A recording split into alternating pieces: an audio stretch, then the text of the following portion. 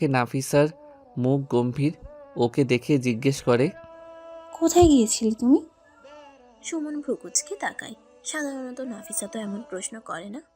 ও গলা খাকারি দিয়ে বলে, কোথায় গিয়েছিলাম মানে? একটা কনস্ট্রাকশন সাইটে গিয়েছিলাম। নাফিসা এক দৃষ্টিতে তাকিয়ে থেকে বলে। তুমি আজকাল মোটর সাইকেল বাদ দিয়ে গাড়িতে করে যাও বুঝি? সুমন মনে মনে প্রমোদ গুণে কৃত্রিম অবাক হবার ভান করে বলে। মানে? নাফিসা এবার কাছে এসে তীব্র গলায় বলে, আজকাল বিকেলে তোমার বন্ধুর সঙ্গে কোথায় গিয়েছিলে গাড়িতে করে? সর্বনাশ, নাফিসা জানলো কি করে? কেউ কি দেখেছে ওদের? হঠাৎই একটা কথা মনে হয়। মীরাদের বাসা থেকে বেরিয়ে গলিটা পেরুতেই রিপা ভাবিকে দেখেছিল। গাড়ির সামনে বসাতে ওকে ভাবি ঠিক দেখতে পেয়েছিল। উনি জানালো, না এবার মিথ্যে বলে আর লাভ নেই, সত্যিটা বলতেই হবে, না হলে আরো ঝামেলা হবে। সুমন ঢোক গিলে বলে, ও আচ্ছা, ওই যে মীরার ছেলেটা হঠাৎ করে সাইকেল অ্যাক্সিডেন্ট করেছিল, হাত ভেঙে গেছে। তাই আমাকে ফোন দিয়েছিল একটা গাড়ি ঠিক করে দেবার জন্য। পরে আমি ওদের নিয়ে গেলাম হাসপাতালে। ভাগ্য ভালো, হাত ভাঙেনি, প্লাস্টার লেগেছে। নাফিসা বাঁকা হাসি হেসে বলে, হাত ভাঙলে বুঝি ওদের বাসাতেই থাকতে যতদিন ভালো না হয়? সুমন কপাল কুঁচকে বলে। কী সব আজে বাজে কথা বলছো? নাফিসা চিৎকার করে বলে, তুমি বাইরে আজে বাজে কাজ করবে আর আমি বললেই দোষ? বলেছিলাম না ওই মেয়েটার সাথে মিশবে না, কথা বলবে না? পুরনো প্রেম বুঝি উঠলে উঠেছে একেবারে। আমাকে অসহায় ভেবো না, আমি কিন্তু স্বাবলম্বী একজন মেয়ে। কোনো বাড়াবাড়ি দেখলে আমি সহ্য করব না। আমার 2 ছেলে মেয়ে নিয়ে আমি আলাদা হয়ে যাব। জুই আর তুর্য ভেতর রুম থেকে এসে সামনে দাঁড়ায়। নাফিসা কড়া গলায় ধমক দেয়। যাও পড়তে বসো তোমরা। সুমন ব্যথিত গলায় বলে, বাচ্চাদের সামনে কি বলছো এসব কথা? ওদের জন্য তুমি আমাকে ছেড়ে যাবে? নাফিসা হিস হিসিয়ে বলে। প্রয়োজনে যাব, আমার কথাটা মনে থাকে যেন। নাফিসা রান্নাঘরে ঢুকে সশব্দে হাঁড়ি পাতিল নামাতে থাকে। আর সুমন একটা দীর্ঘশ্বাস ফেলে ভাবে, না, মীরাকে সব খুলে বলতে হবে। ব্যাপারটা দিন দিন গুরুতর হয়ে যাচ্ছে। ইদানিং নাফিসার মন বিষণ্ণ থাকে। বর্ষাকাল শুরু হয়ে গেছে। নাফিসা বাসার ব্যালকনিতে বসে আকাশ দেখছিল। এখন বেশিরভাগ সময়ই আকাশ মেঘলা থাকে, ঠিক যেন ওর মনের মতো। কখনো হাস্যোজ্জ্বল রৌদ্র ওঠে না। সুমনের সঙ্গে কথা কম হয়। ব্যাপারটা নিয়েও ভেবেছে। পুরনো প্রেম, যাকে বিয়েও করতে চেয়েছিল, তাকে অগ্রাহ্য করা বুঝি খুব কঠিন। আচ্ছা, মাহিন যদি এখন অসুস্থ হয়, আবারও তখন ময়মনসিং শহরেই থাকে, তাহলে কেউ না গিয়ে পারবে? প্রশ্নটা মনের ভেতর কদিন ধরেই ঘুরপাক খাচ্ছে। আচ্ছা, মাহিন ভালো আছে তো? মাঝে মাঝে মেসেজ দেয়। সেদিন অদ্ভুত একটা কথা লিখলো, এদেশেই নাকি পাকাপোক্তভাবে থেকে যাবে, তাই ওখানেই নিজেই চেম্বার দিয়েছে। এখন পর্যন্ত তার মেসেজের কোনো উত্তর করেনি। কি মনে হতে নাফিসা মোবাইলটা হাতে নেয়, তারপর লিখে। কেমন আছো? শরীর ভালো তো? একটু পরেই ও বাস থেকে উত্তর আসে। শেষ পর্যন্ত তুমি লিখলে, হ্যাঁ ভালো আছে, তুমি? নাফিসা লিখে। এই তো আছি একরকম। তা তোমার চেম্বার কেমন চলছে? মাহিন উত্তর দেয়। প্রথম প্রথম 1-2 জন আসতো, এখন প্রতিদিন 9-10 জন রোগী আসে। বেশ ভালোই হচ্ছে, কিন্তু তুমি ভালো নেই কেন? নাফিসা থমকায়। ভালো নেই কে বলবো? মাহিন উত্তরে লিখে। কারণ তুমি বললে এই তো আছে এরকম, তার মানে ভালো নেই। কি হয়েছে বলো তো? নাফিসা টের পায় বুকের ভেতরে একটা অভিমান দলা পাকিয়ে উঠছে। ও একটু চুপ থেকে লিখে। ভালো নেই কে বললো? বলবো একদিন। এখন বলো তো, তুমি কি আসলে এই দেশ থেকে যাবে? আমেরিকা ফিরে যাবে না? এই প্রশ্নটা ইদানিং খুব বেশি শুনতে হয়। মাহিন টাইপ করে। এদেশেই থেকে যাব। মাঝে মাঝে ব্রহ্মপুত্র নদের পাশে গিয়ে বসে থাকি, শিব বোটানিক্যাল গার্ডেনের ভেতরে। নাফিসা এক মুহূর্তে সুদূর অতীতে ফিরে যায়, যেখানে ও চঞ্চল এক তরুণী। চুলগুলো বাতাসে উড়ছে, চোখে রঙিন ভালোবাসা। মনের দিক থেকে কোনো পিছু টান নেই, সবটুকু দিয়ে একজনকে চাওয়া। নাফিসা একটা দীর্ঘশ্বাস ফেলে লিখে। মাহিন, অতীত ফিরিয়ে আনা যায় না। তুমি একটা বিয়ে করো, চাইলে আমি পাত্রী দেখতে পারি। মাহিন হাসির ইমোজি দেয়, তারপর লিখে। বেশ তো, সবাই মিলে আমাকে বিয়ে দেবার জন্য উঠে পড়ে লেগেছে। চাচি 2 দিন পর পর একটা করে পাত্র ধরে নিয়ে আসে, আমাকে দেখায় আমেরিকার পাত্র। এখন তুমিও? নাফিসাও একটা হাসির ইমোজি দিয়ে লিখে। কারণ একা থেকে তুমি শুধু শুধু নিজেকে বঞ্চিত করছো। ভালো দেখে একটা মেয়ে বিয়ে করে নাও। মাহিন এটুকু চুপ থেকে লিখে। আচ্ছা, জীবন যদি কখনো সুযোগ দেয় তবে কি তুমি আমার কাছে ফিরে আসবে? মাহিন একটু চুপ থেকে লিখে। নাফিসা থমকে যায়, চেয়ে থাকে মেসেজটার দিকে। মাহিন এটা কি লিখলো? ও কাপা হাতে টাইপ করে, তাতে 2-4টা শব্দ ভুল টাইপ হয়। তারপর মেসেজটা পাঠায়। মাহিন, জীবন এমন সুযোগ দেওয়া মানে বোঝো? এর মানে হলো আমার হাজবেন্ড আমার জীবন থেকে চলে যাওয়া, আমার ছেলে মেয়ে দুটো তাদের বাবাকে হারিয়ে ফেলা। সরি, তুমি ভুল বোঝো না। আমি বলতে চেয়েছি, যদি কখনো এমন হয় কারো কোনো ক্ষতি হলো না, তাহলে কি তুমি আমার কাছে ফিরে আসবে? মাহিন দ্রুত টাইপ করে। নাফিসা ধন্দে পড়ে যায়। এভাবে তো কখনো ভেবে দেখেনি। কি লিখবে ও? ভাবতে ভাবতে সময় পেরিয়ে যায়।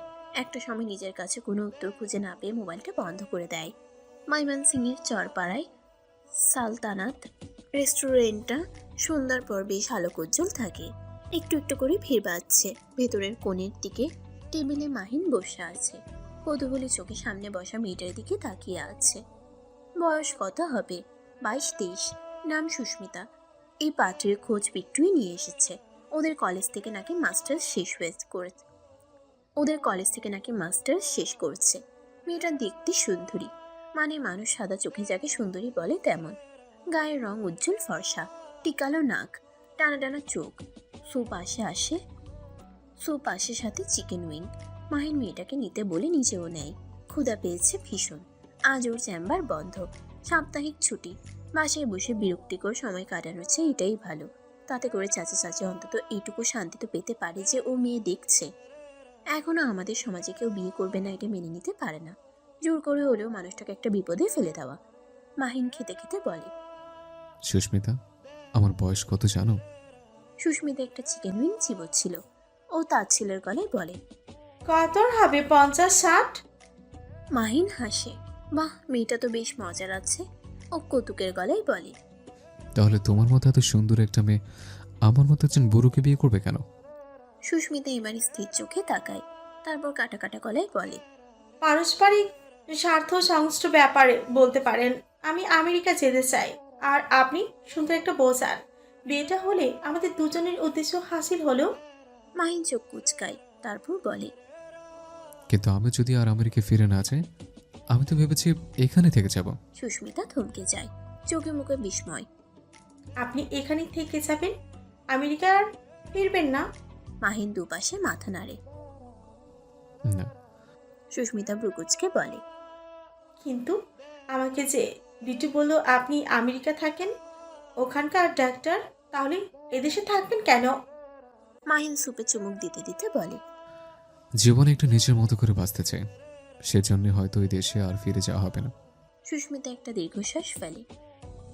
সেক্ষেত্রে আপনার মতো একজন বড় মানুষ দেখে বিয়ে করে ফেলুন, যে আপনার মতো যুবু হয়ে এই দেশেই থাকতে পছন্দ করবে, আমার আশা বাদে। মেয়েটার চোখে মুখে এখন সত্যিকারের হতাশা।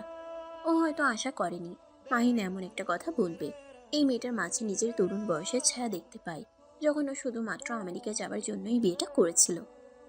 আর সেটা যে কত বড় ভুল সিদ্ধান্ত ছিল আজ হাড়ে হাড়ে টের পাচ্ছে। মাহিন হাসে। তুমি খুব মূল্যবান একটা কথা বলেছ। আমার মতোই নীতিজ একটা মানুষ লাগবে। সুস্মিতা, তোমার এই মূল্যবান উপদেশের জন্য আমার পক্ষ থেকে একটা গিফট আছে। সুস্মিতা আগ্রহের গলায় বলে। কি গিফট? মাহিন হাসি মুখে বলে। আমি তো ডেন্টিস্ট, তোমার দাঁতের জন্য দাঁতের চিকিৎসা ফ্রি। সুস্মিতা ঝকঝকে দাঁত বের করে হাসে। আমার দাঁতের কোনো সমস্যা নেই, তবে সমস্যা হলে আসব। তখন আবার আপনার বিয়ে না করার কারণে রাগ করে আবার আমার দাঁত তুলে ফেলে দিয়েন না। এই বয়সটা চঞ্চল, সুন্দর, বাধাহীন। সুস্মিতার ভেতরও তেমনটাই দেখতে পায়। মাহিন হেসে বলে। আচ্ছা, তোমারটা না হলেও তোমার হাজব্যান্ডের ভালো দাঁত তোলার প্রতিশোধ নেব। এবার সুস্মিতা প্রাণ খোলা হাসে। তারপর বলে। আপনি কিন্তু এখনো দারুণ দেখতে। ইস, যদি আমেরিকায় যেতেন তাহলে আমি এক্ষুনি আপনাকে বিয়ে করে ফেলতাম। মাহিন হাসে। এই দেশের মানুষের কাছে স্বপ্নের একটা দেশ আমেরিকা। ও একদিন শুধুমাত্র আমেরিকা যাবার লোভেই নিজের ভালোবাসা অস্বীকার করেছিল। আজ বুঝি তার শাস্তি পাচ্ছে। একটা সময় সুস্মিতা বিদায় নেয়। মাহিনের মন ভালো লাগছে আজ। বিকেলে আজ ঝুম বৃষ্টি হয়েছিল। ঠান্ডা একটা বাতাস বইছে। মাহিন একটা অটোরিকশা নিয়ে বাড়ির পথ ধরে। বাড়ি ফিরতেই বিট্টু উৎসাহী গলায় বলে। ভাইয়া সুস্মিতাকে পছন্দ হয়েছে? মাহিন হেসে বলে। খুব পছন্দ হয়েছে, কিন্তু ওরা আমাকে পছন্দ হয়নি। বিট্টু অবাক গলায় বলে। কি বলেন ভাইয়া, আপনার মতো এমন হ্যান্ডসাম কেউ আসে নাকি? মাহিন হাসে, তারপর বলে। শোন বিটু, আমি আমেরিকায় ফিরে যাব না। তোরা যাদের নিয়ে আসছিস তারা সবে আমেরিকা যাওয়ার লোভে আমাকে বিয়ে করতে চায়। ওসব বাদ দে, বিয়ে করবো না। এমন সময় ছোট চাচা আজিজুলের গলা পাওয়া যায়। বিয়ে করবি না কেন? ভালো একটা মেয়ের খোঁজ পেয়েছি, এর আমেরিকা নিয়ে মাথা ব্যথা নেই। বিট্টু উজ্জ্বল গলায় বলে। আব্বা, বড় ভাইয়া যার কথা বলেছেন সে কি যেন নাম মনে পড়েছে, ফারহানা ইয়াসমিন। আজিজুল মাথা নাড়ে। মাহিন, তুই মেয়েটার সঙ্গে কথা বলে দেখ, বিটুর কাছে সব আছে। মাহিন অবাক হয়ে তাকাতেই বিট্টু এবার মোবাইল বের করে কি একটা মেসেজ করে, তারপর বলে। ভাইয়া, মেয়েটার প্রোফাইল লিংক তোমাকে মেসেজ করে দিয়েছি, কথা বলে দেখো। মাহিনের চোয়াল ঝুলে যায়, অবাক গলায় বলে। চেনা নেই শোনো নাই, একটা অপরিচিত মেয়েকে মেসেজ দেবো? আজকাল এইভাবে পাত্র দেখা হয় নাকি? ছোট চাচা এবার ভ্রুকুচকে বলে। এখন তো এমনই হয়, যে যুগে যেমন। আমিও তো আমার নাতি নাতনির সঙ্গে ভিডিও কলে কথা বলি। তুই কথা বলে দেখ আগে কেমন লাগে। মাহিন হতাশভাবে মাথা নাড়ে। এরা ওকে বিয়ে দিয়েই ছাড়বে। রাতে খাওয়া দাওয়া শেষে মাহিন যখন টিভির সামনে বসে, তখন বাইরে আবার বৃষ্টি নেমেছে, সেই সাথে ঝড়ো বাতাস। একটা সুর শব্দ পাওয়া যাচ্ছে। এমন রাতে মনটা কেমন করে ওঠে। কাছের মানুষকে কাছে পেতে ইচ্ছে করে। কি মনে হতে মোবাইল হাতে নেয়। নাফিসাকে মেসেজ করতে গিয়েও থেমে যায়। সেদিন ওকে কঠিন একটা প্রশ্ন করেছিল, তার উত্তর আর দেয়নি। না থাক, ওকে বিব্রত করে লাভ নেই। মোবাইলটা রেখে দিতে গিয়ে হঠাৎ বিট্টুর মেসেজটা চোখে পড়ে। সেই ফারহানা ইয়াসমিন নামের মেয়েটার ফেসবুক প্রোফাইল লিংক। কি মনে হতে প্রোফাইলে ক্লিক করে। সুন্দর একটা মুখ ভেসে ওঠে। অবশ্য ফেসবুক প্রোফাইলে সবাই সুন্দর ছবিই দেয়, বেশিরভাগই বাস্তবের সঙ্গে মিল নেই। মাহিন এবার স্ক্রল করে নিচে নামে। খুব বেশি পোস্ট করেন না ইনি, নিজের ছবি কম, বাচ্চার ছবি আর ছোট ছোট কবিতা। মেসেজ দেবে। আমার নাম মাহিন, পেশায় ডেন্টিস্ট। আপনার প্রোফাইল লিঙ্ক পেয়েছে, বিয়ের ব্যাপারে কথা বলতে চাই। মেসেজটা কয়েকবার করে কাটাকাটি করে লিখে তারপর সাহস করে পাঠিয়ে দেয়। কয়েকটা মিনিট কেটে যায়। ও পাশ থেকে মেসেজ দেখেনি এখনো। ডিলিট করে দেবে মেসেজটা। এই যখন ভাবছে ঠিক তখন উত্তর আসে। হ্যাঁ, আপনার কথা বলেছিল একজন আমাকে। বলুন কি জানতে মাহিন টের পায় ও নার্ভাস অনুভব করছে। একটু ভেবে লিখে। আমি আসলে আমেরিকায় থাকতাম, একটা মেয়ে আছে। প্রায় 1 বছর হয়ে গেল আমাদের সেপারেশন হয়েছে। একটা কথা আগে বলে নিতে চাই, আমি কিন্তু আমেরিকায় ফিরে যাব না। আপনার কথা অনেকে বলেছিল আমেরিকা একজন থাকার জন্য আমায়। বিয়েতে আগ্রহী বলুন হয়। কি জানতে চান? তাই আপনাকে আগে ভাগে জানিয়ে দিলাম। ও পাশ থেকে মেয়েটা দ্রুতই উত্তর দেয়। আপনাকেও আমি আগে ভাগে জানিয়ে দিই, আপনি যেসব মানুষের কথা বললেন আমি কিন্তু তেমন করে ভাবি না। আমার কাছে আগে মানুষটার মন গুরুত্বপূর্ণ। যদি মন মিলে যায় তাহলে আমি সেই মানুষটার সঙ্গে বনে থাকতেও কুণ্ঠাবোধ করব না। মাহিন আধশোয়া হয়ে হেলানো চেয়ারে বসেছিল, এবার সোজা হয়ে বসে। এই মেয়েটা তো একদম অন্যরকম, কথাবার্তাও মার্জিত। মাহিন একটু ভেবে লিখে। আমি একটা সময় অমন ছিলাম, মানে জাগতিক মোহে আমি মোহিত ছিলাম। বনে থাকার ভয়ে আমি মনকে অগ্রাহ্য করেছিলাম এক সময়, কিন্তু অনেক দাম দিয়ে জীবন আমার সেই ভুল ভেঙেছে। হ্যাঁ, মন মিলে যাওয়াটাই আসল। আপনার সম্পর্কে জানতে চাই। ও পাশ থেকে ফারহানা লিখে। আপনার মতো আমার বলার তেমন কিছুই নেই।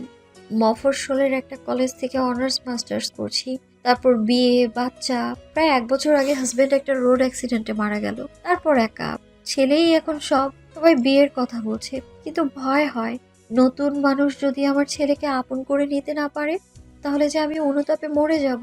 তার চেয়ে একাই থাকতে চাই। মাহিন আফসোস করে লিখে। খুব দুঃখজনক এইভাবেই সময়টাতে একা হয়ে যাওয়া। তবে ছেলের ব্যাপারে আপনার ভাবনাটা সঠিক আছে। যাকে বিয়ে করবেন সে যদি ওর সাথে খারাপ ব্যবহার করে তাহলে অবশ্যই এর চেয়ে আফসোসের কিছুই হয় না। আমি এই কথাটাই প্রায় ভাবি। আমার মেয়ে ন্যান্সিও যদি ওর নতুন বাবার কাছ থেকে কষ্ট পায়, ওটা ভাবলেই বুকটা খালি হয়েছে। ফারহানা উত্তর দেয়। আপনিও আমার মতো এমন ভাবেন? খুব ভালো লাগলো জেনে। মাহিন এবার সাহস করে লিখে। যদি কখনো ময়মনসিংহ আসা হয় তাহলে আমাকে জানাবেন। বর্ষায় ব্রহ্মপুত্র এখন পূর্ণ যৌবন ফিরে পেয়েছে। নদীতে এখনো পালতোলা নৌকা দেখা যায়। ছেলেকে নিয়ে বেরিয়ে যেতে পারেন। ফারহানা লিখে। বাহ, ভালো বলেছেন তো।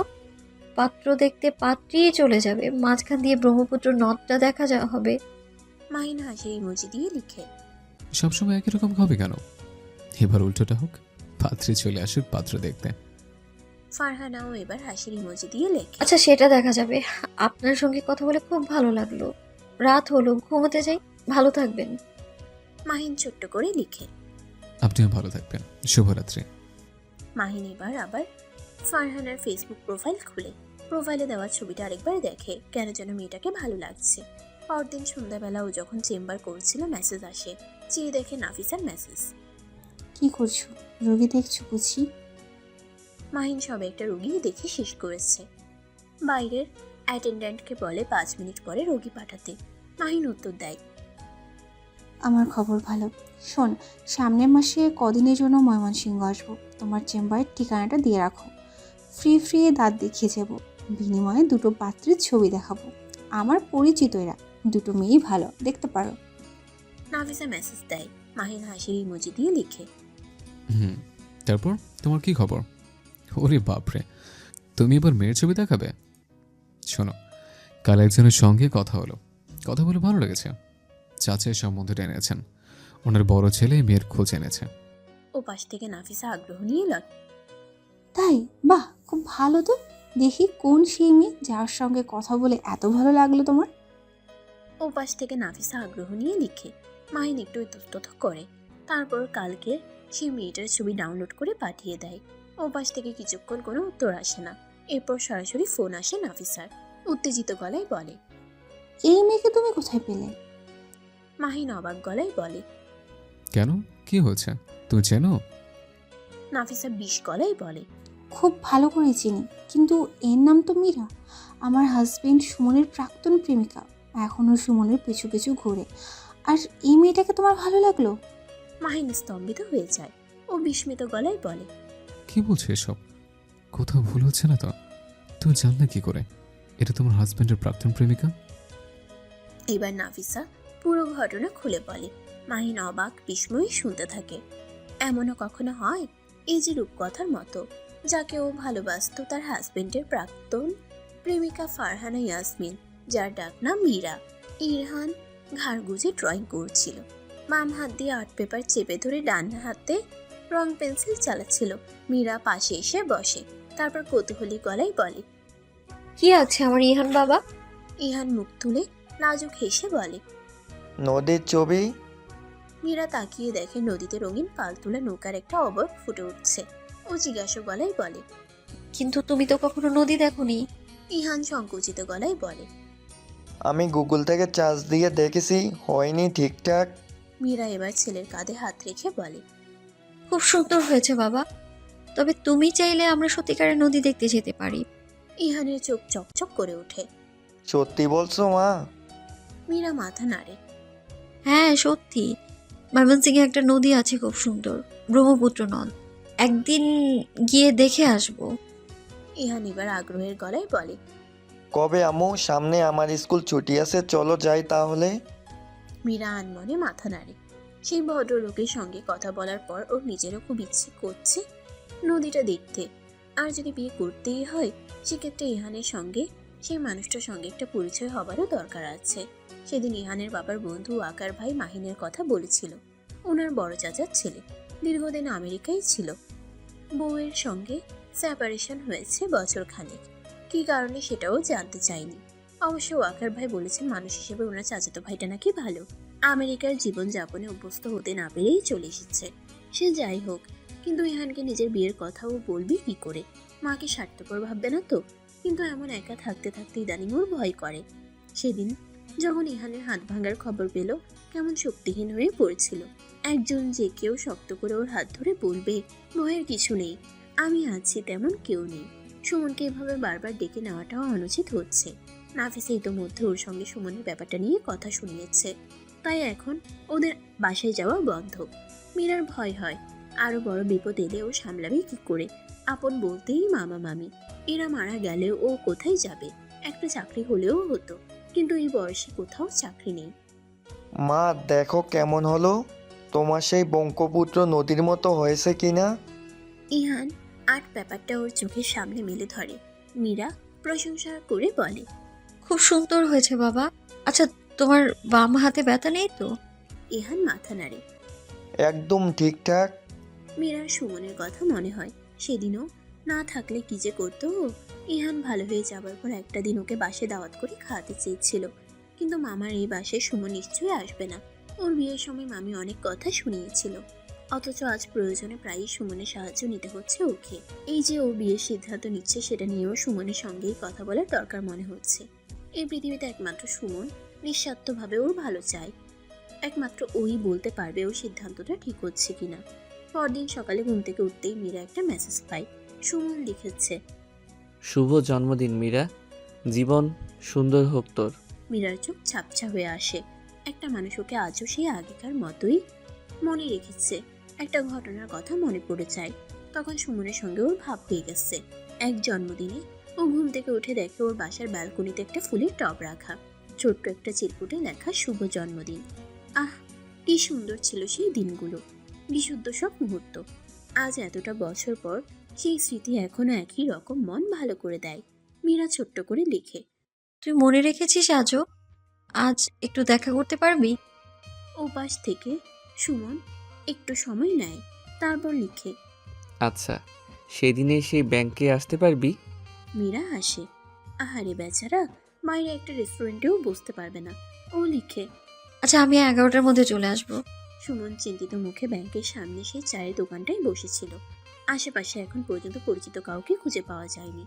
কে যেন ওর সঙ্গে মীরাকে দেখলেই বাসে খবর দিয়ে দেয়, অথচ ওর সঙ্গে মীরার সম্পর্কটা এখন সে আগের মতো নেই, অনেকটা পরম বন্ধুর মতো। কিন্তু সে কথা তো নাফিসা বোঝার কথা না। মীরার আসতে 15 মিনিট দেরি হয়। আজও সবুজ একটা জামা পরেছে, সাথে লাল ওড়না। দেখতেই হাত নাড়ে। কাছে আসতেই সুমন হেসে বলে, শুভ জন্মদিন। তারপর পেছন থেকে ছোট্ট একটা গোলাপ ফুল বাড়িয়ে দেয়। মীরা ফুলটা নেয়, তারপর বলে, তুই যে একবার আমাকে টবসহ ফুলের গাছ দিয়েছিলি, মনে আছে? সুমন হেসে বলে, হ্যাঁ, খুব মনে আছে। আমি ফজর নামাজ পড়েই তোদের বাসার বেলকনি টপকে টব রেখে এলাম। খুব ভয় পাচ্ছিলাম কেউ না আবার দেখে ফেলে। মীরা হাসে। কতদিন পর একটু মন খুলে হাসলো। তারপর ব্যাগ থেকে একটা পোলো শার্ট বের করে বলে, নে, এটা তোর। সুমন চেয়ে দেখে ল্যাভেন্ডার কালারের একটা পোলো। এই রংটাতে ওকে খুব মানায়। কথাটা মীরাই বলেছিল, আজও মনে রেখেছে। সুমন ওর দিকে তাকিয়ে বলে, কই তোর জন্মদিন আমি কিছু দিব, তুই উল্টো তুই দিচ্ছিস। মীরা, অনেক দিন পর এই কালারের পোলো পেলাম। মীরা হাসে। এটাতে তোকে মানায়। আচ্ছা শোন, তোর সঙ্গে আমার জরুরি একটা কথা আছে। সুমন সামনে ঝুঁকে বলে, বল। মীরা একটু ইতস্তত করে বলে, মামা মামি বিয়ের জন্য চাপ দিচ্ছেন। এদিকে ইহানের বাবার বন্ধু বাকার ভাই একটা সম্বন্ধ এনেছেন। ভদ্রলোক বছর খানেক হলো ডিভোর্সড, পেশায় ডেন্টাল ডক্টর, ময়মনসিং থাকেন। কিন্তু আমি না বুঝতে পারছি না বিয়ে করাটা ঠিক হবে কিনা। সুমনের চোখের পাতা কাঁপে। টের পায় বুকের ভেতর কোথাও একটা শুকনো ব্যথা হচ্ছে। কেন আজও এমন হয়? কত আগেই তো সব চুকে বুকে গেছে। ওর জমজমাট সংসার, সন্তানদের মায়ার বন্ধন আজ সুগভীর। নাফিসাও আজ তেমন করে মনের ভেতর একটা স্থায়ী জায়গা করে নিয়েছে। কিন্তু তারপরও কেন মন খারাপ হয়? সুমন নিজেকে সামলে নিয়ে বলে, বাহ, ভালো তো। যদি সত্যি ভালো একজন মানুষ পাস তবে অবশ্যই বিয়ে করা উচিত। একজন মানুষ তো লাগে সুখে অসুখে। মীরা টের পায় সুমনের আপাত উচ্ছ্বাসের ভেতর একটা মন খারাপ করা বিষণ্ণতা লুকিয়ে আছে। এই যে কষ্ট পাওয়া, এটাই কি ভালোবাসা? মীরার এখন নিজেরও কষ্ট হচ্ছে। ও একটা দীর্ঘশ্বাস ফেলে বলে, আমি জানি না কি করব, যাই করি তোকে জানাবো। আজ যাই, ভালো থাকিস বোকা ছেড়ে সব সময়। সুমনের গলা ধরে আসে। মাথা নেড়ে বলে, আচ্ছা যা, আবারও শুভ জন্মদিন। সুমন এমন, জন্মদিনের দিন যতবারই দেখা হতো ততবারই শুভ জন্মদিন বলতো। আজও ঠিক তেমন, শুধু মাঝখানে একটা মজবুত দেয়াল, যেটা লঙ্ঘনের সাহস বা উপায় কোনোটাই নেই আজ। সেদিন রাতে সুমন বাসায় ফিরে খাওয়া শেষ করতেই নাফিসা মিটিমিটি হেসে বাঁকা গলায় বলে, তোমার জন্য একটা দুঃখের খবর আছে। সুমন ভ্রুকুচকে বলে, কি খবর? সেদিন মাহিনের কাছে ও বিস্তারিত সব জেনেছে। ওর চাচাতো ভাইয়ের নাকি কলিগ ছিল মীরার হাজব্যান্ড। নাফিসা কৃত্রিম মন খারাপ গলায় বলে, তোমার প্রেমিকা মীরার বিয়ে ঠিক হয়ে যাচ্ছে আমাদের ময়মনসিংহের এক ছেলের সঙ্গে।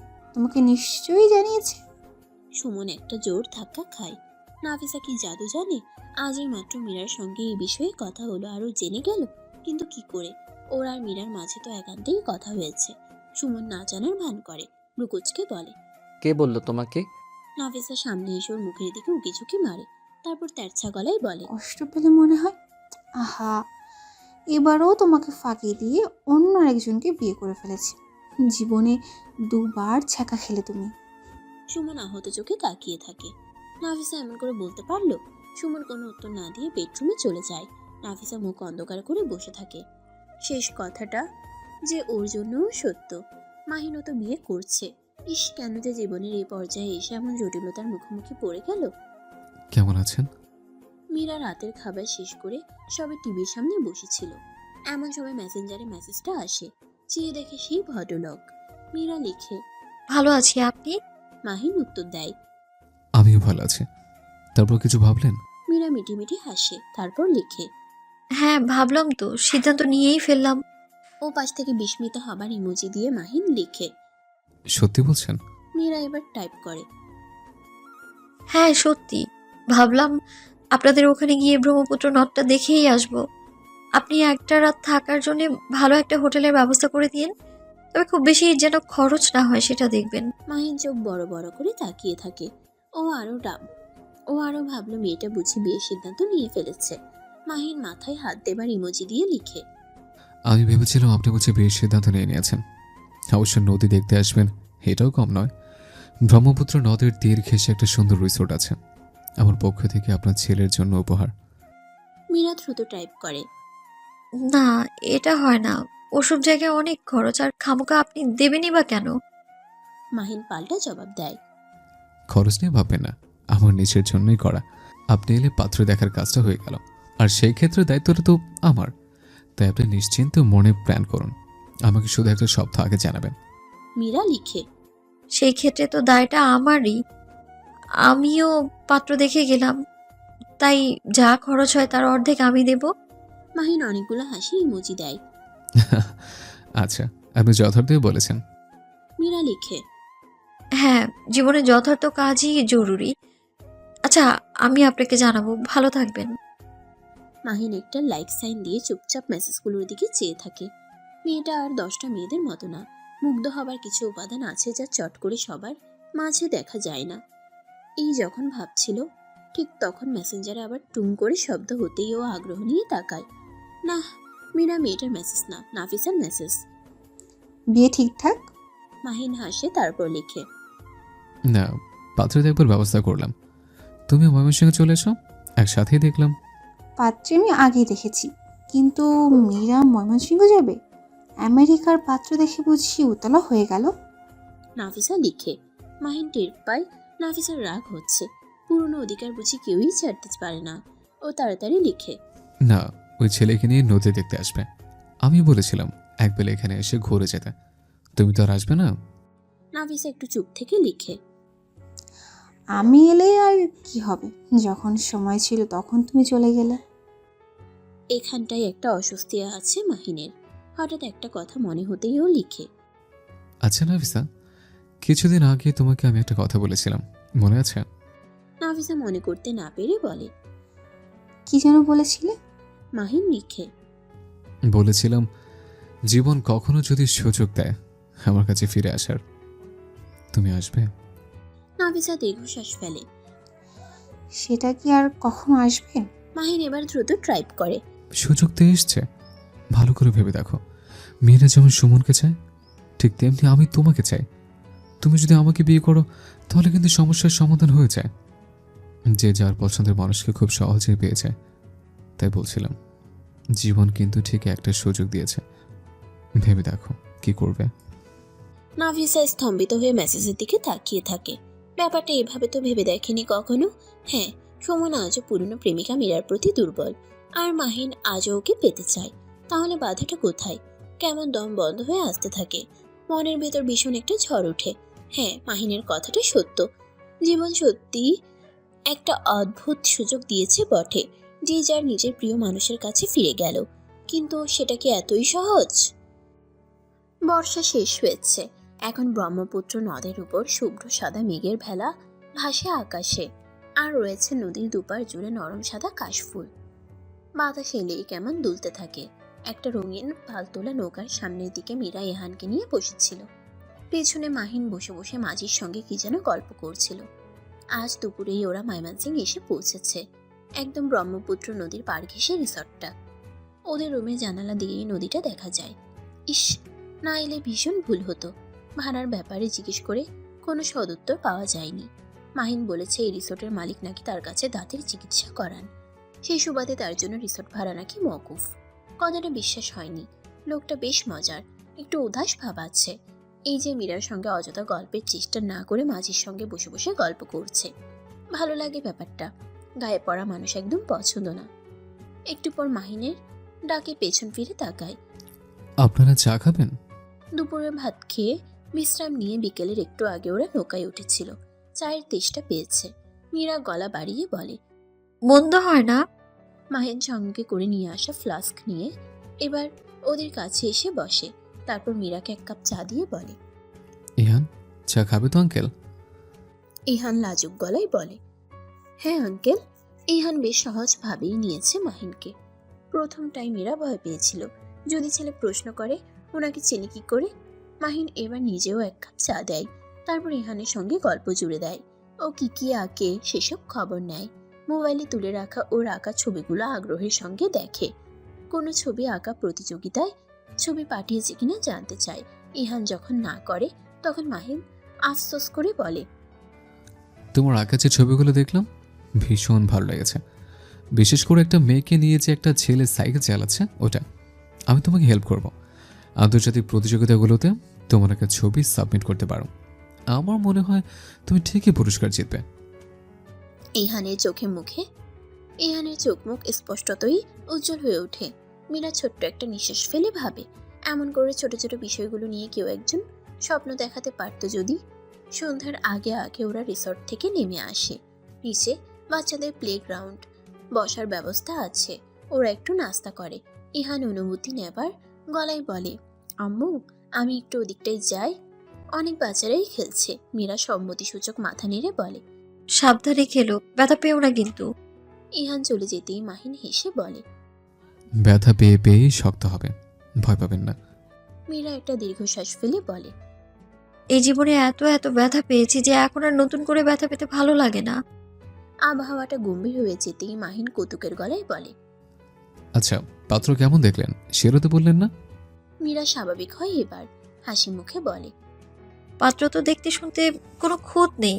তা রান্নাবান্না জানেন, গান গাইতে পারেন? মাহিন হো হো করে হাসে। তারপর বলে, মজা করে বললেও এখন কিন্তু এসব জিজ্ঞেস করার দিন এসছে। গান না পারলেও রান্না বান্না পারে। বিদেশ বিভুঁইয়ে থাকা মানুষ আমি, তাই ঘর গৃহস্থলের কাজ সবই জানে। আমাকে বিয়ে করলে আপনি ঠকবেন না। মীরা স্থির দৃষ্টিতে তাকায়। আপনি কি সবকিছু এমন ঠকা না ঠকা দিয়ে বিচার করেন? মাহিন থমকায়। তারপর নিচের ঠোঁট কামড়ে বলে, সবসময় না হলেও ব্যাপারটা মাথায় থাকে। এই ধরুন, আমি যখন আমেরিকা গেলাম তখন ভাবলাম যার সঙ্গে প্রেম করি তাকে বিয়ে করে লাভ নেই। তখন তাকে ঠকিয়ে তৃণার সঙ্গে চলে গেলাম আমেরিকা। কিন্তু দেখুন, শেষ পর্যন্ত আমিই ঠকলাম। এক একটা মানুষকে এক এক স্বভাব। আমার মনে হয় এজন্য আমাকে সারা জীবন পস্তাতে হবে। মীরা ওর সহজ সরল স্বীকারোক্তিতে মুগ্ধ হয়। তারপর একটু ভেবে বলে, আচ্ছা, আপনি বললেন আপনি একজনকে ভালোবাসতেন, তাকে ঠকিয়ে আরেকজনকে বিয়ে করে আমেরিকা চলে যান। আপনি কি সেই মানুষটার কাছে ক্ষমা চেয়েছেন? মাহিন এবার ওর চোখের দিকে তাকিয়ে বলে, আপনি বুঝি খুব পিউরিটান টাইপের মানুষ। হ্যাঁ, ক্ষমা চেয়েছি, তবে সেটা অবেলায়। এখন অবশ্য একটা দায় মেটাবার সুযোগ এসছে। আপনি যদি সাহায্য করেন তাহলে ব্যাপারটা সহজ হয়। মীরা ভ্রুকুচকে বলে, আপনার প্রাক্তন প্রেমিকার সঙ্গে আমার কি সম্পর্ক? মাহিন রহস্যময়ী হাসি হেসে বলে, আচ্ছা, গভীর সম্পর্ক আছে। আচ্ছা, আপনি তো একটা ছেলেকে ভালোবাসতেন, আপনিও তাকে ছেড়ে আরেকজনকে বিয়ে করেছিলেন। অবশ্য সেখানে আপনার কোনো দোষ ছিল না, আপনি বাধ্য ছিলেন। সুমন তখন ছাত্র, বিয়ে করে দায়িত্ব নেবার সামর্থ্য নেই। মীরা স্তম্ভিত হয়ে তাকিয়ে থাকে। এই লোক কি বলছে? ইনি সুমনের কথা জানলো কি করে? মীরা চাপা গলায় বলে, আপনাকে কে বললো এইসব কথা? মাহিন অনুত্তেজিত গলায় বলে, যিনি বলেছেন তার পরিচয় শুনলে আপনি আরো বেশি চমকে যাবেন। মাথা ঠান্ডা করে বসুন। মীরার এখন কেমন টেনশন লাগছে। এমন হুট করে এই অচেনা জায়গায় অচেনা মানুষের আমন্ত্রণে চলে আসা উচিত হয়নি। অবশ্য ওয়াকার ভাই বলেছিলেন ইনি ওনার চাচাতো ভাই, কিন্তু তবুও মানুষকে যে আজকাল চট করে বিশ্বাস করা যায় না। মীরা গম্ভীর মুখে বলে। আমার মাথা ঠান্ডাই আছে, আপনি বলুন কি বলেছে এসব কথা। মাহিন একটা দীর্ঘশ্বাস ফেলে বলে। যে মেয়েটাকে আমি ঠকিয়েছি, আমেরিকা চলে গেলাম, সে মেয়েটা, ওর নাম নাফিসা। আর সবচেয়ে বড় ট্র্যাজেডি কি জানেন? নাফিসা হলো সুমনের বউ। কোথাও যেন ভূমিকম্প হচ্ছে। মীরা টের পায় ওর মাথা ঘোরাচ্ছে। এই লোক কি আজগুবি সব কথা বলছে। মীরা লম্বা একটা নিঃশ্বাস নেয়, তারপর টেনে টেনে বলে। আপনি কি বললেন সুমনের বউ নাফিসা আপনার সেই ফেলে যাওয়া প্রেমিকা ছিল? এ যে অসম্ভব। মলিন হাসে। পৃথিবীটা ভীষণ রহস্যময়, এমন কাকতালীয় ঘটনা ঘটে। আপনি এবং আমরা দুজনে আমাদের তরুণ বয়সের প্রেমের মুখোমুখি। মীরা স্তব্ধ হয়ে বসে থাকে। সুমন কি এসব জানে? নিশ্চয় এখনো জানে না। জানলে ওকে বলতো। ও জিজ্ঞাসু গলায় বলে। সুমন জানে ব্যাপারটা? মাহিন মাথা নাড়ে। সম্ভবত না। আপনার ছবিটা কৌতূহলবশত নাফিসা দেখতে চেয়েছিল, আর সেখানে গোলমাল বেঁধে গেল। ওর কাছে আপনার সম্পর্কে সব জানলাম। আপনাকে কাছে থেকে দেখার ভীষণ কৌতূহল ছিল। মীরার তখনও ঘোর কাটেনি। একটু সামলে নিয়ে বলে। আপনি সব জানার পরেও কেন এগুলেন? মাহিন কপাল কুঁচকে বলে। এগোতাম না, একটা দারুণ ভাবনা মাথায় আসে। আচ্ছা, আপনি সুমনকে ভালোবাসতেন, আর আমি নাফিসাকে। আমরা দুজনে আমাদের পুরনো ভালোবাসা ফিরে পেতে চাই। ধরুন আমি নাফিসাকে বিয়ে করলাম, আর আপনি সুমনকে বিয়ে করে নিলেন। তাহলে কিন্তু সমস্যার সমাধান হয়ে যায়। এই পৃথিবীতে মানুষ নানা জাগতিক জটিল পরিস্থিতির কারণে তাদের প্রিয় মানুষকে ছেড়ে অন্য মানুষকে বিয়ে করতে হয়। এরপর সারা জীবন একটা আফসোস বয়েই বেড়ায়। তারা ভাবে জীবন যদি একটা সুযোগ দিত আগের মানুষটার কাছে ফিরে যেতে। আমাদের ক্ষেত্রে জীবন কিন্তু আমাদের সুযোগ দিল। আমরা কি ফিরে যেতে পারি না আমাদের পছন্দের মানুষের কাছে? মীরা অবাক হয়ে তাকিয়ে থাকে, তারপর বিস্মিত গলায় বলে। এমন অদ্ভুত একটা চিন্তা আপনার মাথায় এলো? আপনি কি পাগল হয়ে গেছেন? আমাকে বলছেন ভালো, আর কাউকে ভুলেও এই কথাটা বলতে যাবেন না। মাহিন থমকায়, তারপর নিচু গলায় বলে। কিন্তু আমি যে বলে ফেলেছি একজনকে। মীরা কপাল কুঁচকে বলে। কাকে? মাহিন একটা নিঃশ্বাস নিয়ে বলে। নাফিসাকে বলেছে, ও যদি আমাকে বিয়ে করতে রাজি হয় আপনার পথটা পরিষ্কার হয়েছে। মীরা চোখা গলায় বলে। তা নাফিসা কি বলল? মাহিন মাথা নেড়ে বলে। এখনো উত্তর পাইনি, হয়তো দ্বিধে আছে। আমার ধারণা ও রাজি হবে। মীরা কঠিন গলায় বলে। আমি কখনোই এমন অন্যায় হতে দেব না। সুমনের সুখের সংসার ভেঙে ওকে কখনোই আমি পেতে চাইনি, আর সেটা হতেও দেব না। মাহিন চেয়ে থাকে, তারপর হেসে বলে। আপনি খুব বিশুদ্ধ মানুষ, তেমন করে বলতে পারলেন। কিন্তু আমি তো বিশুদ্ধ মানুষ না। তাই নাফিসা যদি রাজি হয় সেক্ষেত্রে আমি হয়তো ওকে বিয়ে করব, আর সুমন তখন একা হয়ে যাবে। একটা সময় আপনি হয়তো ওকে বাঁচানোর জন্য বিয়ে করবেন। একদিক দিয়ে আমি আপনার উপকারই করার চেষ্টা করছি। ভেবে দেখবেন ব্যাপারটা। মীরা উঠে দাঁড়ায়। আমার ভাবার কিছুই নেই। আপনি একজন অসৎ মানুষ। আমি কাল সকালে এখান থেকে চলে যাব, আর হ্যাঁ, রিসোর্টের যা ভাড়া সেটা পুরোটাই আমি দিয়ে যাব। মীরা আর দাঁড়ায় না, ইহানকে ডেকে নিয়ে দোতলায় ওদের রুমে চলে যায়। যদিও ইহান আসতে চাচ্ছিল না। মীরা রুমে এসে জানালার সামনে দাঁড়ায়। চাঁদের আলোয় ব্রহ্মপুত্র নদের পানি মাঝে মাঝে ঝিকমিক করছে। মীরা সেদিকে তাকিয়ে থাকতে থাকতে ভাবে, সুমন ওর জীবনে এমন নদীর পানির ঝিকমিক আলোর মতো, যেটা দূর থেকেই দেখা ভালো। মাহিন লোকটা যে সেই ঝিকমিক আলো পাবার আশায় উল্টো সব ডুবিয়ে দেবার অদ্ভুত চিন্তা করছে। না, কাল সকালেই ফিরে গিয়ে সুমনকে ধরতে হবে। ওকে সব খুলে বলতে হবে। ওর সংসার যে ভাঙার পথে। সুমন স্তম্ভিত হয়ে মীরার মুখের দিকে তাকিয়ে আছে। কি বলছে এসব? সব মাথার উপর দিয়ে যাচ্ছে। সুমন আবার জিজ্ঞেস করে। তুই বলছিস তোর যার সঙ্গে বিয়ে ঠিক হয়েছে সেই লোক নাফিসার প্রাক্তন? গতকালই মীরা এসেছে, এসে সুমনকে ফোন দিয়েছিল, তাও কাল সময় দিতে পারেনি। আজ সকালে সেই ব্যাংকের সামনে অসৎ কাজটার নিচে ওরা দাঁড়িয়ে কথা বলছিল। মীরা মাথা নাড়ে। হ্যাঁ, কিন্তু তুই মাহিনের কথা জানতি না? সুমন নাসূচক মাথা নাড়ে। মীরার আফসোস হয়। শুধু শুধু এসব অজানা কথা সুমনের জানতে হলো। মীরা হতাশ গলায় বলে। শুধু তাই না, মাহিন নাকি নাফিসাকে বিয়ে করার কথা বলেছে। তাতে করে তুই আমাকে পেয়ে যাবি। মাহিনের কথা মতে এটা নাকি একটা চমৎকার সমাধান। তুই প্লিজ তোর বোন নাফিসাকে আটকা। কে ভীষণ ভুল বোঝানো হচ্ছে। তোর ছোট ছোট দুটো বাচ্চা আছে, স্বার্থপরের মতো নিজের সুখটাই দেখলে তো হয় না। আমাদের একটা সময় তীব্র ভালো লাগা ছিল, কিন্তু নিয়তি আমাদের আলাদা করেছে। নতুন মানুষ এসেছে, একটা সময় তারাই আপন হয়ে উঠেছে। বাচ্চাদের ভেতর মায়ার শেকড় গেড়েছে। এতই কি সহজ এমন একটা সম্পর্ক থেকে বেরিয়ে এসে পুরনো সম্পর্কে ফিরে যাওয়া? তোর কি মনে হয়? সুমন বিষণ্ণ হাসে। মীরা, তুই ঠিক আমার মতোই ভাবিস, তাই বুঝি তোর সঙ্গে আমার ভাব হয়েছিল। তুই যেমনটা বললি আমিও ঠিক তেমনটাই ভাবি। আমার কাছে এখন সন্তানদের ভালো মন্দ সবার আগে, ওদের সুখটাই আমার সুখ। আমি নাফিসাকে বুঝিয়ে বলবো, ও নিশ্চয়ই ওই ভদ্রলোকের মতো এত পাগল না। বাস্তব বুদ্ধি ওর নিশ্চয়ই আছে। তুই বলে ভালো করেছিস। মীরা মাথা নাড়ে, আকুল গলায় বলে। আমি তোকে অসুখী দেখতে পারবো না সুমন। আশা করি এমন কিছুই হবে না। সুমন সেদিন বাসায় ফেরার পথে ভাবে ইদানিং নাফিসাকে আনমনা লাগে। সারাক্ষণ কি নিয়ে যেন খুব চিন্তা করে। সেদিন রাতে নাফিসা হঠাৎ করেই বলে, সুমন, একটা জরুরি কাজে আমাকে কাল ময়মনসিংহ যেতে হবে। তুমি একটু বাসায় থেকো, ওদের দুজনকে দেখে রেখো। সুমন টের পায় ওর বুকের ভেতর ড্রাম পেটাচ্ছে। নিজেকে সামলে নিয়ে বলে, হঠাৎ ময়মনসিংহ? নাফিসা গম্ভীর মুখে বলে। বললাম তো কাজ আছে, আমি সকালে গিয়ে বিকেলে ফিরে আসবো। সুমন থমকায়। ওকে আগ বাড়িয়ে মাহিনের কথা তুলবে? না থাক, দেখা যাক নাফিসা কি করে। সুমন একটু চুপ থেকে বলে, আমি কি একটা গাড়ি ঠিক করে দিব? নাফিসা ক্লান্ত গলায় বলে, আচ্ছা দিও। সেদিন রাতে সুমনের ঘুম আসে না। হঠাৎ করেই নাফিসাকে হারানোর ভয় তীব্র হয়ে ওঠে। তুর্য, জুই, ওদের কথা ভেবে বুকটা হাহাকার করে ওঠে। নাফিসা কি সত্যি ওর সেই পুরনো ভালো লাগার মানুষ মাহিনের কাছে ফিরে যাচ্ছে? সকালবেলা সাধারণত মাহিন চেম্বারে বসে না, বিকেল থেকে রাত অবধি রোগী দেখে। কিন্তু আজ সকালে ঘুম থেকে উঠেই চেম্বারে চলে এসেছে। নাফিসা নাকি ময়মনসিং আসছে, কি যেন জরুরি কথা আছে ওর সঙ্গে। ভাবনার এই পর্যায়ে চেম্বারের দরজায় টোকা পড়ে। মাহিন উঠে গিয়ে দরজা খুলতেই দেখে নাফিসা দাঁড়িয়ে আছে, চোখে মুখে রাত জাগার ক্লান্তি। ভেতরে এসো। মাহিন নরম গলায় বলে। নাফিসা চেম্বারে ঢুকে চেয়ারে বসে। মাহিন নিজের চেয়ারে বসতে বসতে বলে, নাস্তা আরে? নাফিসা মুখ খুলে, আমি নাস্তা করে এসেছি, চা দিতে বলো কাউকে। মাহিন এবার বাইরে বেরিয়ে কাউকে চা আনতে বলে। নাফিসা পুরো চেম্বারে চোখ বুলায়। সুন্দর করে চেম্বার সাজিয়েছে মাহিন। দেখতে দেখতে এক কোণে রাখা ছোট্ট একটা মেয়ের ছবির দিকে চোখ পড়তেও তাকিয়ে থাকে। মাহিনের মেয়ে ন্যান্সি।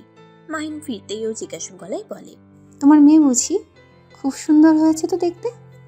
মাহিন মৃদু হেসে বলে, হ্যাঁ, ওর জন্যই বেঁচে থাকা। আচ্ছা, এবার বলো তো, এমন হুট করে একা একা চলে এলে যে? বাসা কেউ কিছু মনে করবে না তো? নাফিসা স্থির চোখে তাকায়। ব্যাপারটা এমন জায়গায় এসে দাঁড়িয়েছে যে কেউ কিছু মনে করলো কি না করলো তাতে কিছুই যায় আসে না। গতকালের আগের দিন তুমি যখন মীরা আসার কথা বললে তখনই মনে হয়েছে আমার আসা দরকার। মাহিন মাথা নেড়ে বলে, মীরাকে আমি সব খুলে বলেছি। তোমাকে বিয়ে করে যে ওর কপাল খুলে যাবে সেটাও। কিন্তু বোকা মেয়েটা কিছুতেই রাজি হলো না। বলল ও কিছুতেই সুমনের সংসার ভেঙে যেতে দেবে না। ভাবো, মানুষ এমন বোকা হয়। এরপর মীরার কথাগুলো খুলে বলতেই নাফিসা স্তম্ভিত হয়ে তাকিয়ে থাকে। মীরা এমনটা বলেছে? হঠাৎ করেই একটা অনুশোচনা ঘিরে ধরে ওকে। মিছিমিছি এই অসহায় মেয়েটাকে নিয়ে সুমনকে কত কত কথা শুনিয়েছে। নাফিসা গম্ভীর মুখে বলে, হ্যাঁ, সবাই তোমার মতো এত লাভ ক্ষতি হিসেব করে জীবন চালায় না। এসবের বাইরে মানবিক মূল্যবোধ বলে একটা কথা আছে, সেটা অনেকের কাছে ভীষণ দাম, আমার কাছেও। আমি তোমাকে আজ এই কথাটাই বলতে এসেছিলাম। তুমি আমাকে যে লোভ দেখিয়েছ সেটা একটা লেনদেনের মতো। হে কটা দিন আমি ভেবেছি, তুমি আমার দিকটা ভেবেই দেখোনি। আমার দুটো বাচ্চা আছে, তুমি ওদের বাবা হারা করার পায়তারা করেছিলে। আচ্ছা, তোমার কাছ থেকে তোমার মেয়ে ন্যান্সিকে কেউ আলাদা করতে চাইলে তুমি কি মেনে নিতে? মাহিন মাথা নাড়ে। না, মেনে নিতাম না। নাফিসা হেসে বলে, তুমি সারা জীবন এমন স্বার্থপর রয়ে গেলে। যখন যেভাবে তোমার ভালো হয় সেভাবেই ভেবে গেলে, কিন্তু কাছে যারা আছে তাদের কথা ভাবলে না। মেয়েরা ঠিক বলেছে, তোমার সঙ্গে আমার একটা সময় ভালো লাগা ছিল। তারপর আমরা দুজনেই নতুন নতুন মানুষের সঙ্গে দীর্ঘ একটা সময় কাটিয়েছি। ধীরে ধীরে আমাদের শিকড় বিস্তৃত হয়েছে। এখন ইচ্ছে করলে সেই শিকড় উপড়ে ফেলা যায় না, তাতে গাছটাই মরে যাবে। তাই আজকে আমি তোমাকে মীরার মতো এটাই বলতে এসেছি, জীবন আমাকে একটা সুযোগ দিলেও আমি আমার সংসার ছেড়ে তোমার কাছে ফিরে আসতে চাই না। তুমি মীরাকে বিয়ে করো, তাহলে তুমি সুখী হবে। মাহিন চেয়ে থাকে। ধীরে ধীরে ওর মুখে হাসি ফুটে ওঠে। এর মধ্যে চা আসে। মাহিন যত্ন করে কাপটা ওর দিকে বাড়িয়ে দিয়ে নিজেও নেয়। নাফিসা চায়ের কাপ ধরে চুপ করে বসে থাকে। মাহিন চায়ের চুমুক দিতে দিতে বলে, তোমার কথাগুলো শুনে সত্যিই শান্তি পেলাম। মীরাও ঠিক এই কথাই বলেছে। আমি শুধু নিজের লাভটুকু দেখছিলাম, কিন্তু কাল রাতে এমন একটা ঘটনা ঘটেছে যে এখন আমিও তোমাদের মতোই বলতে চাচ্ছি, আমার আর কাউকে বিয়ে করা সম্ভব না। নাফিসা চমকে তাকায়, রুকুজকে বলে। কি হয়েছে মাহিন? মাহিন লম্বা একটা নিঃশ্বাস নিয়ে বলে, কাল রাতে ন্যান্সি ফোন করেছিল, কান্না করে বলল, বাবা তুমি এখনই চলে আসো। জিজ্ঞেস করলাম কি হয়েছে, ও যা বলল তাতে আমি স্তম্ভিত। নাফিসা চিন্তিত গলায় বলে, কি হয়েছে? ওর মা আরেকটা বিয়ে করে ফেলেছে আর সেখানেই ওকে নিয়ে ঝামেলা হচ্ছে। মাহিন মাথা নাড়ে। হুম, ট্রিনা অসুস্থ। কি অসুখ জিজ্ঞেস করতে ট্রিনা স্ক্রিনে এসে হাওমাও করে কাঁদল।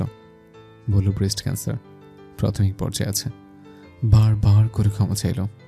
বলল আমার সঙ্গে অন্যায়ের কারণে নাকি ওর এমন মরণ ব্যাধি হয়েছে, আমি যেন ক্ষমা করে দিই আর ন্যান্সিকে যেন নিজের কাছে নিয়ে রাখি। তাই আমাকে আমেরিকা ফিরে যেতে হচ্ছে। এই অবস্থায় তুমি ফিরে আসতে চাইলে আমি গ্রহণ করতে পারতাম না।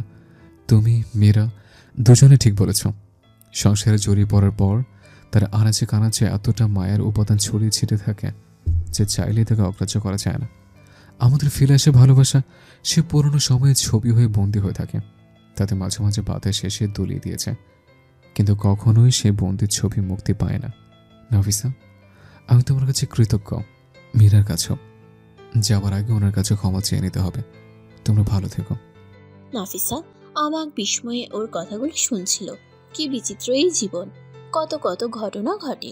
মাহিন আবার ওর প্রিয় পরিবারের কাছে ফিরে যাচ্ছে, যেখানে দিন শেষে সবাই ফিরতে চায়।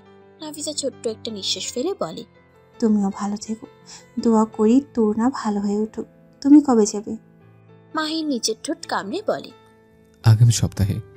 নাফিসা টের পায় এখন খারাপ লাগছে। মানুষের চলে যাওয়া সারা জীবন ওকে কষ্ট দিয়ে এসেছে। মাহিন ওকে নিয়ে দ্বিতীয়বার ছেড়ে গেল। এবার অবশ্য নিজেই ছেড়ে যাওয়ার কথা বলতে এসেছিল। নাফিসা অস্ফুটে বলে, বোটানিক্যাল গার্ডেনটা 2টোর সময় খোলে, তাই না?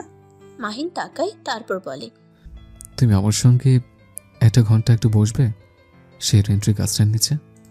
নাফিসা টের পায় চোখ ভিজে উঠতে যাচ্ছে। শরতের বিকেলে আজ তেমন একটা গরম নেই। বোটানিক্যাল গার্ডেনের ভেতর সবুজ গাছের ছায়া। এবার বর্ষার গাছগুলো আরো বেশি করে সবুজ হয়েছে। নদী থেকে ঠান্ডা একটা বাতাস আসছে। ওরা দুজন চুপচাপ বসে থাকে। মনের ভেতর দুজনের একই খেলা খেলে। পুরনো অতীত থেকে একটা উদাস বাতাস এসে মনের খুলখুলিতে অযথা মায়ার অনুরণন তোলে। মীরা জানালার পাশে দাঁড়িয়েছিল। ডিসেম্বর মাস চলে এলো। দেখতে দেখতে একটা বছর পার হয়ে গেল ও এখানে এসেছে। আর এই একটা বছরে কত কত ঘটনাই না ঘটলো। মিছি মিছি মনে ঝড় তুলল। মাহির 1.5 মাস আগে আমেরিকা চলে গিয়েছে। যাবার আগে একবার ফোন করেছিল। নিজের অদ্ভুত ব্যবহারের জন্য ক্ষমা চাইল। মীরা হেসে বলেছিল, আপনি যা করেছেন সেটা হয়তো সব মানুষই মনে মনে চায়, কিন্তু জানেন তো মানুষ আসলে সত্যিকারের অর্থে সেটা পেতে চায় না। কারণ সেটা পেতে হলে এত এত সম্পর্কের কাটা ছেঁড়া করতে হয় যে তাতে শুধু অযথা রক্তক্ষরণ হয়, সুখ হয় না। তাই মানুষ মনে মনে সেই ফেলে আসা ভালোবাসার জন্য গোপনে দুঃখ করতে ভালোবাসে। সংসারে তো অশান্তি হয়ই, তখন তার একমাত্র জায়গা সেই পুরনো অকৃত্রিম ভালোবাসা। আসলে ওই সময়টাতে মানুষের দায়িত্ব পালনের কোনো প্যারা থাকে না, ফলে সম্পর্কটা হয় অকৃত্রিম। কিন্তু যেই সংসারে পা রাখলেন তখন নানা চাহিদা এসে সামনে দাঁড়ায়, অনেক অনেক দায়িত্বের বোঝা এসে পড়ে, ঠিকঠাক সামলে নিতে না পারলে হাঁসফাঁস অবস্থা। যাই হোক, আপনি ফিরে যাচ্ছেন, খুব ভালো লাগছে। বিশেষ করে আপনার মেয়েটার কথা ভেবে আরও ভালো লাগছে। আর আপনার স্ত্রী নিশ্চয়ই ভালো হয়ে যাবে। একবার দেশে এসে ওদের নিয়ে ব্রহ্মপুত্র নদী ঘুরে বেড়াবেন। আপনার জীবন সুন্দর হোক। সবার জীবন সুন্দর হোক। মীরা মনে মনে ভাবে। একটা ফোন আসে। চেয়ে দেখে সুমনের ফোন। রাত 10টা বাজে। এই সময় তো ও বাসায় থাকে, ফোন দেওয়ার কথা না। দ্রুত হাতে ফোন ধরতেই ওপাশ থেকে সুমন বলে, একটু নিচে নামবি? মীরা ভ্রুকুচকে বলে। সুমন, ঠিক আছিস তো? দাঁড়া, আমি নামছি। মীরা দ্রুত একটা পাতলা চাদর গায়ে জড়িয়ে নিচে নামে, আর অবাক হয়ে দেখে সুমন একটা ঝকঝকে নতুন সাইকেল নিয়ে দাঁড়িয়ে আছে। মীরা অবাক গলায় বলে। ওমা, এটা কার সাইকেল? সুমন হেসে বলে। তুর্য সাইকেল চালাবে, গতকালই কিনে দিয়েছি, কিন্তু নতুন সাইকেল তো, তাই এখনও গিয়ারগুলো মসৃণ না, একটু চালাতে হবে কটা দিন। মীরা তাকিয়ে থাকে। সুমনকে এখন সেই তরুণ বয়সের ছোট্ট একটা ছেলের মতো লাগছে, সে পুরনো সময়। এখনই বুঝি ও সাইকেলে চড়ে বসবে। মীরা হেসে বলে। এটাই বলতে এসেছিস বুঝি? সুমন বোকার মতো হাসে, তারপর বলে। সাইকেলে চড়বি মীরা? ইদানিং সুমন প্রায়ই কারণ ছাড়া ওর কাছে আসে। বুঝতে পারে ওর মনের ভেতর একটা কষ্ট ঘুরপাক খায়। ভেবেছিল ও মাহিনকে বিয়ে করে নিলে ওর দুঃখ শেষ হবে, কিন্তু মাহিনও তার সংসারে ফিরে গেল, নাফিসাও। সবাই সবার প্রিয় গৃহকোণ ফিরে পেয়েছে, শুধুমাত্র ও একলা পড়ে রইল। তাই বুঝি ওর মন খারাপ হয়।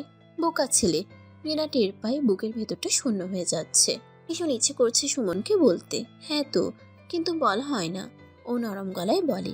সুমন, বাসায় যা, এভাবে আর আসিস না, নাফিসা জানলে কষ্ট পাবে। দেখলি তো শেষ পর্যন্ত মানুষ তার নিজের ঘরেই ফিরে যায়। তাই শুধু শুধু অশান্তি ডেকে আনিস না।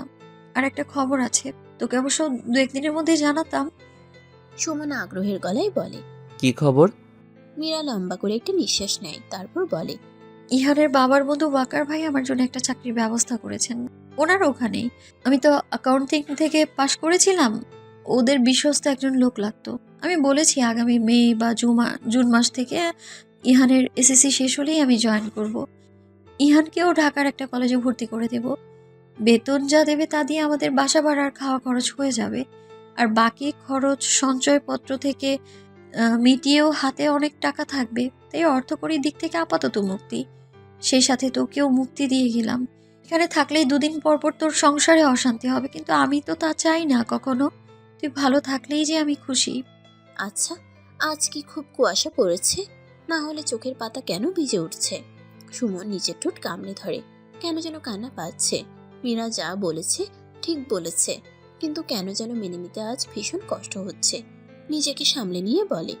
আচ্ছা তুই যা, ভালো বুঝিস, কিন্তু একটা কথা মনে রাখিস, কখনো বিপদে পড়লে নিজেকে একা ভাবিস না, আমি তোর পাশে এসে দাঁড়াবো। কথা দে আমাকে জানাবি সব। মীরা হাসে। আচ্ছা যা, কথা দিলাম। এখন মুখটা হাসি হাসি কর। সুমন হাসার চেষ্টা করে। মীরা ধমক দিয়ে বলে। টোল ফেলে হাস। তুই যখন মন খুলে হাসিস তখন তোর গালে টোল পড়ে। সুমন অদ্ভুত গলায় বলে।